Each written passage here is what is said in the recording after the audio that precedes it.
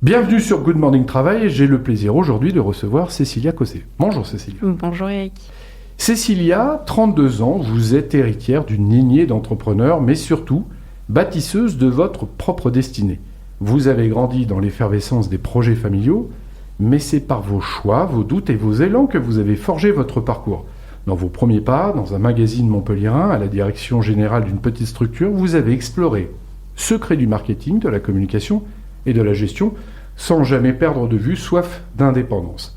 Aujourd'hui, porté par une conviction profonde et une excitation créative, vous vous apprêtez à lancer avec votre associé un média local indépendant entre Montpellier et Nîmes.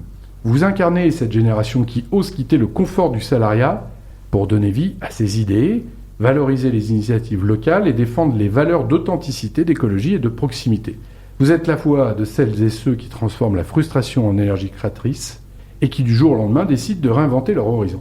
Cécilia, vous évoquez un déclic presque soudain qui vous a poussé à quitter la direction générale pour l'entrepreneuriat. Pouvez-vous nous raconter ce moment précis où tout a basculé dans votre esprit ? Oui, bien sûr. Effectivement, ça a été un peu un chamboulement. Alors, j'ai toujours eu cette envie d'entreprendre qui était en moi pendant toutes ces années. Et au fur et à mesure de ma carrière professionnelle, en fait, cette envie ne faisait que grandir jusqu'au jour où j'ai évolué au poste de directrice générale.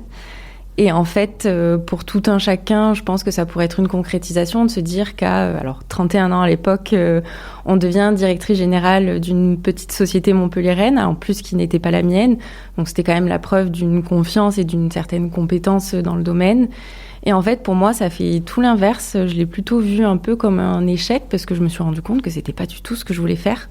Vraiment pas. Les valeurs qui étaient portées par cette société n'étaient pas forcément les miennes dans le travail, etc. Et en fait, je me suis dit, je me lève le matin pour quelque chose qui ne m'appartient pas. Je donne beaucoup parce que j'ai toujours donné pour ma carrière professionnelle. Et en fait, c'est pas pour moi, c'est pas quelque chose qui me correspond. Donc un jour, je me rappelle très bien de ce jour-là, j'étais avec Benjamin, donc mon associé. On discutait autour d'une de nos nombreuses pauses café et en fait, l'idée du média qu'on va construire est née à ce moment-là. Et en fait, je me suis dit non, mais c'est ça que je veux faire. Et à partir de ce jour-là, impossible de revenir en arrière. Donc on a décidé de se lancer un peu comme ça. Et pour moi, vraiment, ça a été, on va dire, l'aboutissement professionnel qui m'a montré que c'était pas du tout la voie dans laquelle je voulais aller. Et malgré la peur, malgré le confort, malgré la sécurité, malgré le statut, vous y allez, donc c'était déjà très présent, et là il y a eu un acte déclencheur. Est-ce que c'est, dans votre génération, on parle de sens, est-ce que c'est le sens qui a poussé le tout et qui a accéléré ce processus ? Alors, je ne sais pas si c'est le sens, mais en fait, je pense que c'est vraiment un tout. Alors, vous avez parlé de la peur, et c'est drôle, parce que c'est une question qu'on nous pose tout le temps. Est-ce qu'on n'a pas peur de se lancer ? Mais en fait, pas du tout. Je pense que le vrai échec, ça aurait été de rester dans ce confort-là. Parce que oui, il y a la sécurité de l'emploi, etc. Un CDI à ce poste-là, on pourrait croire que ça fait rêver. Mais en fait, le vrai confort, c'est de se lever le matin pour quelque chose qu'on a envie de faire. Donc, je l'ai senti, je pensais que c'était le bon moment, notamment parce que tout ce parcours m'a permis de développer des compétences. J'ai fait pas mal d'expériences professionnelles sur des sujets un peu variés, vous l'avez dit, de la communication, du marketing. J'ai fait du SEO, donc de la gestion de société. Pour moi, c'était vraiment question de timing. Là, aujourd'hui, c'était le bon moment. On va dire que toutes les planètes se sont alignées pour vraiment me lancer. Et le fait d'être accompagnée de Benjamin, c'est quand même aussi rassurant parce que se lancer seul, c'est du boulot. Se lancer à deux, c'est aussi du boulot, mais c'est un peu moins lourd à porter. Benjamin, qu'on salue, qui est ici sur le plateau. Tout à fait. Voilà. Qui est en spectateur, c'est l'homme du silence. Le fait de ne pas être seul, d'avoir un projet, etc., ça accélère. Moi, j'aime bien poser la question à ceux qui passent le pas de l'entrepreneuriat. Est-ce que finalement, un CDI, c'est aussi sécure que ça ? Non. Alors sur le papier, oui, pour tout ce qui est projet d'investissement ou autre, effectivement, un CDI, c'est quand même un peu plus sécure. Par contre, pour le mental et pour tout ce qui se passe autour, pas forcément, parce qu'en fait, on se retrouve parfois enfermé dans un environnement qui ne nous convient pas, avec une ligne directrice qui n'est pas la nôtre. Et en fait, ça ne l'est pas du tout. Donc oui, c'est très sécurisant, on va dire, pour le côté investissement, familial, etc. Par contre, si on souhaite évoluer, pas forcément. D'accord. Et finalement, en fait, le CDI, c'est un peu une aliénation, si on pousse le sujet. Et moi, je rencontre plein de jeunes gens et de jeunes femmes qui, 25, 30 ans, 35 ans, se lancent, ce qui n'était pas le cas de ma génération.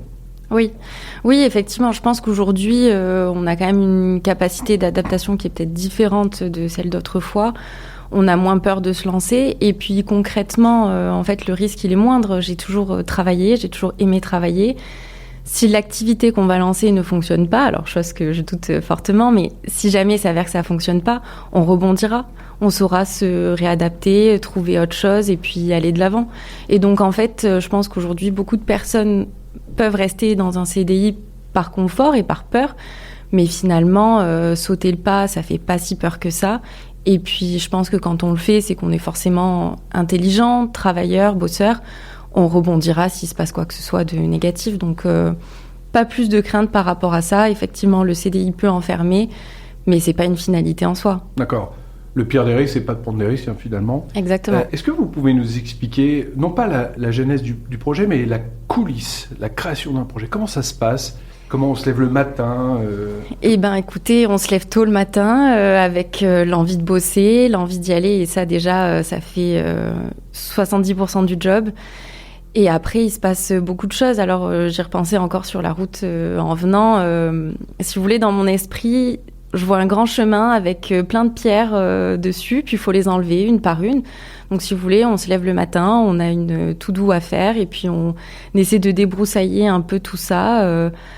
La route est longue, mais chaque chose se construit petit à petit, jour après jour. Je pense qu'il faut aussi être bien organisé, parce que ça peut très rapidement partir dans tous les sens. Mais avec une bonne organisation et de la volonté, on arrive à tout. Dans la présentation de votre parcours et votre profil, je parlais d'un environnement familial qui était dans la partie entrepreneuriale. Est-ce que ça vous aide au quotidien? Est-ce que vous les sollicitez ou c'est encore trop tôt aujourd'hui? Alors non, pas vraiment. Mais par contre, ça a toujours été une source d'inspiration. Et puis de se dire que des membres de ma famille ou des amis sont arrivés à monter leur projet et de voir après ce qui peut se passer au niveau professionnel, personnel, la fierté que ça peut générer, c'est plutôt une source de motivation. Mais non, pas de sollicitation ou pas de questions, du moins pas encore. Qu'est-ce que vous pourriez dire à quelqu'un qui hésite encore à franchir le pas? De franchir le pas. Mais ça serait quoi le déclic? Comment vous pourriez l'aider à avoir ce déclic? En fait, je pense que quand on commence déjà à réfléchir au fait d'entreprendre, il faut creuser, il faut pas avoir peur de se remettre en question et de se poser les bonnes questions. Je pense qu'aussi il y a un travail sur soi à effectuer et il faut être prêt. Il faut être prêt mentalement. Après, le reste, ça suivra. S'il manque des compétences, ça s'apprend. Mais le fait de vouloir le faire et d'y aller, faut écouter, faut s'écouter, faut écouter cette petite voix qui est au fond de soi et la faire grandir parce qu'en fait, c'est ce qu'il y a de plus important aujourd'hui. Comment on sait qu'on est prêt mentalement? Alors, je sais pas. J'ai pas la réponse à cette question. Moi, ça a vraiment été un déclic. Je vous dis, je me suis levée un matin. On parlait de ça avec Benjamin en post-café et je me revois me lever de ma chaise et me dire ok, je sais ce que je veux, c'est ça. Mais il faut le sentir. Après, je pense que pour tout un chacun, ça peut être différent. Le projet, vous avez bien avancé. On peut en dire quelques mots rapidement? Oui, bien sûr. Alors, notre projet, ce sera, comme vous l'avez dit, un média basé entre Montpellier et Nîmes et tous les villages et villes qui constituent cet axe. Et en fait, ce sera un média dédié au bien-être et à l'épicurisme, donc aux soins de soi. Et en fait, quand je dis que ce sera un média, donc on aura du digital et du papier. Du digital, un site internet avec du contenu exclusif. On aura des podcasts avec des interviews où on va rencontrer des professionnels de la santé et du bien-être. On aura bien entendu des réseaux sociaux parce qu'aujourd'hui c'est incontournable. Et on aura un média papier, un magazine complètement gratuit qui sera rédigé par nos soins, construit par nos soins, imprimé auprès d'un imprimeur local qui partage des valeurs environnementales. Et en fait, tout cet écosystème-là, d'ensemble de médias de communication, formera Kokoro, qui sera notre média local. D'accord. Donc vous faites comme la chronique Good Morning Travail, vous mettez en avant les bonnes initiatives et Tout à fait. les choses positives qui sont majoritaires en fait autour de nous quand on y pense. Effectivement, avec vraiment une dimension sur le bien-être, l'art de vivre et l'épicurisme. Et aujourd'hui, on veut mettre en avant tous ces acteurs locaux, alors qui constituent notre belle région, avec un accent vraiment sur tous les villages entre Montpellier et Nîmes qui sont parfois oubliés. Mais on a des acteurs qui sont formidables dans la région et je trouve ça important de les mettre en avant dans cette dimension-là. Ça peut être de l'artisan au restaurateur Effectivement, à l'ostéopathe ou la sage-femme, ça peut être un kinésiologue comme un restaurateur, vous l'avez dit, ou un centre de bien-être, un club de sport. En fait, tout ce qui va apporter du bien-être aujourd'hui à la personne. Qu'est-ce qui a motivé ce projet de mettre en lumière les gens qui sont trop souvent dans l'ombre aujourd'hui ? Alors en fait, déjà nous, on a une sensibilité à cet environnement-là, au bien-être, à l'écoute de soi. Benjamin lit beaucoup, fait du yoga. Moi, j'essaie de me remettre un peu au sport aussi, en pratiquant plusieurs activités, à la lecture, etc. Et puis, on s'est rendu compte, notamment dans le travail et dans notre dernière expérience pro, que prendre soin de soi, c'est important. Savoir faire une pause, ça l'est aussi. Donc, on a décidé de s'axer sur ça. Et pour ce qui est des acteurs locaux, on se rend compte qu'il y a tellement de bonnes adresses qui sont pas forcément mises en avant, etc., que c'est dommage, qu'en fait, c'est dommage. Et puis moi, pour la petite histoire, j'ai habité sur Montpellier pendant plus d'une dizaine d'années. Je me suis excentrée dans un petit village et je me suis rendu compte qu'il y avait aussi de superbes adresses et de très beaux endroits à découvrir. Et qu'en fait, avant ça, j'en avais même pas la connaissance. Donc, on souhaite un peu donner la voix à tous ces acteurs qui constituent le bien-être dans notre région.